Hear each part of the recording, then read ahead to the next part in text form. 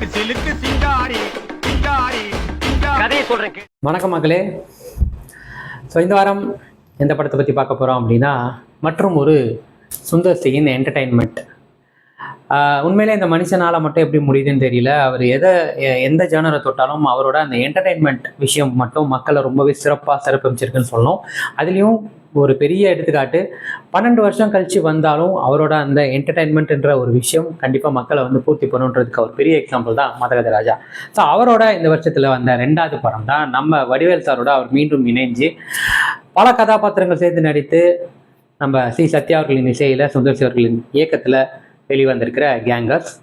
So இந்த படத்தில் online என்னென்னு பார்த்தீங்க அப்படின்னா, ஒரு திருட்டு கூட்டம் ஒரு 100 கோடியை பொய்யா ஒரு அரசியல்வாதி கிட்ட ஆட்டையை போட்டு அந்த அரசியல்வாதிக்கே தெரியாமல் அதை இவங்க ஒழிச்சு வச்சுட்டு இவங்க ஒரு ஊரையே கட்டுப்பாட்டுக்குள்ள வச்சு கொடுமை பண்ணிட்டு வராங்க.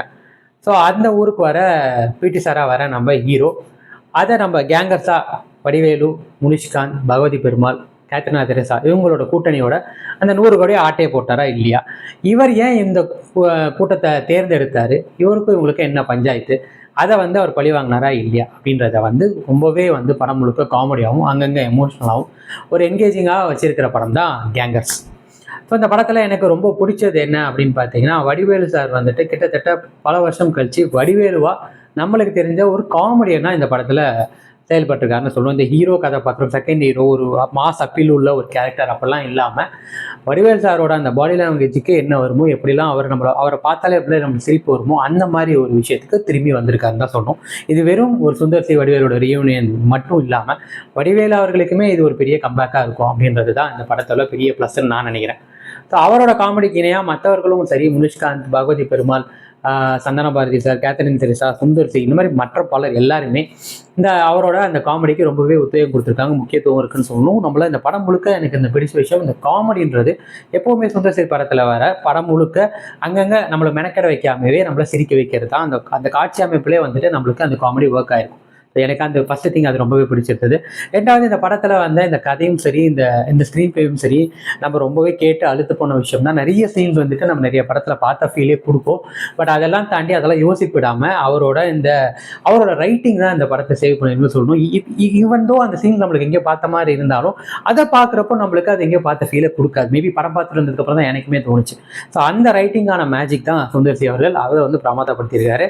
மற்ற கதாபாத்திரங்கள்லாம் தான் சரி, சுந்தர் சியுமே சரி, அவரை பொறுத்த வரைக்கும் எந்த ஹீரோ கிடைக்கல நானே பண்ணுறேன் அப்படின்னு அவர் எடுத்து பண்ணாலுமே அதுவுமே அற்புதமாக பண்ணவர் தான். இந்த படத்துலையுமே அந்த மாதிரி தான். ஒரு பிடி சாராக அதுக்கப்புறம் ஆக்ஷன் காட்சிகளும் சரி, கேத்ரின் தெரசா கூட பண்ணுறாங்க, அங்கே வர ரொமான்ஸ் காட்சிகளும் சரி, எமோஷன் பார்ட்டுமே சரி, அதுக்கப்புறம் இந்த தில்லுமுழு பண்ணுற விஷயங்களாக இருந்தாலும் சரி, எல்லா இடத்துலையுமே அவர் ஸ்கோர் 100 தான் ரொம்பவே பிரமாதப்படுத்தியிருக்காரு. கேத்ரின் தெரசாமே ரொம்ப நாள் கழிச்சு ஹீரோயினாக மறுபடியும் வந்திருக்காங்க. இந்த படத்தில் அவங்களோட போஸ்ட்டுமே ரொம்பவே நல்லா இருந்தது, ரொம்ப நல்லா பண்ணியிருக்காங்க. அதில் வர பாடல்களுமே நடனம் செமையாக பண்ணியிருக்காங்கன்னு சொல்லணும். அவங்களோட பாட்டுமே சூப்பராக இருந்துச்சு. பட் அண்ட் தென் வில்லன்னு வரும்போது அண்ணன் தம்பி 3 பேருமே பண்ணக்கூடிய ரோல்ஸ், இந்த மைம் கோபியாக இருக்கட்டும், மற்ற கதாபாத்திரங்களாக இருக்கட்டும், எல்லாருமே பிரமாதமாக பண்ணியிருக்காங்க. அதுலேயே அந்த சின்ன பையனாக ஒரு கேரக்டர் வருவான், அவனுமே பிரமாதப்படுத்தியிருக்கான். ஸோ நடிப்புன்னு வரும்போது எல்லாருமே ரொம்ப அற்புதமாக இருந்ததுன்னு சொல்லணும்.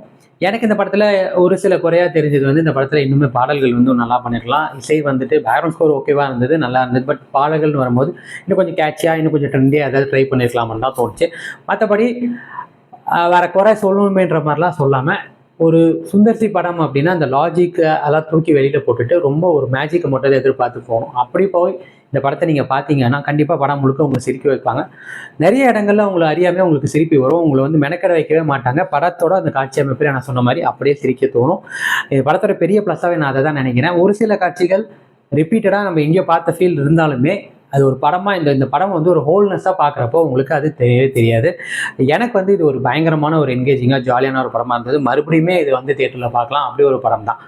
ஸோ ஓவராலாக கேங்கர்ஸ் அப்படின்னு என்ன எவ்வளோ தூரத்துக்கு மஜாவாக சிரிக்க வச்சுன்னு பார்த்தீங்கன்னா 100க்கு நான் 80 கொடுப்பேன். தாராளமாக நீங்கள் தியேட்டர் விசிட் பண்ணலாம், தாராளமாக அது வாட்ச் பண்ணலாம். குழந்தைங்களாம் கூப்பிட்டு போனால் கூட பயங்கரமாக என்ஜாய் பண்ணுவாங்க. பெருசாக விரசமான டபுள் பினிக் அந்த மாதிரிலாம் எதுவுமே இல்லாமல் ஒரு ஜாலியான படம் தான் இந்த கேங்கர்ஸ்.